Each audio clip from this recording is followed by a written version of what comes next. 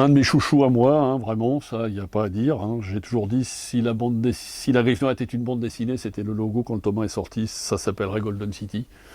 Le tome 11, le dessin toujours aussi génial, somptueux, d'une facture très classique, très linéaire, très belle, mais avec de plus en plus de détails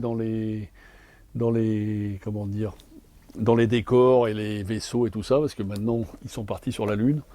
C'est toujours la même histoire qui continue entre Amber, Banks, les enfants.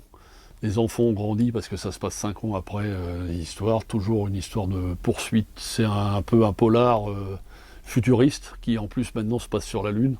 Donc on est vraiment dans un futur proche mais un peu apocalyptique.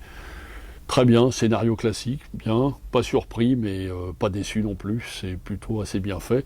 Un seul reproche, c'est long à sortir les suites, hein, Nicolas, c'est un peu dur à attendre et ça se lit d'une traite parce que il n'y a pas de fioriture, ça se lit vraiment comme un bouquin d'aventure. Il y a plein d'actions, plein de choses, ça va à 100 à l'heure et c'est le seul regret, c'est que ça va trop vite et qu'on attend trop longtemps la suite. Golden City, tome 11, Les Fugitifs. Une série qui ne se démode pas, qui ne vieillit pas et qui reste toujours un des grands classiques de la BD de ces 15 dernières années.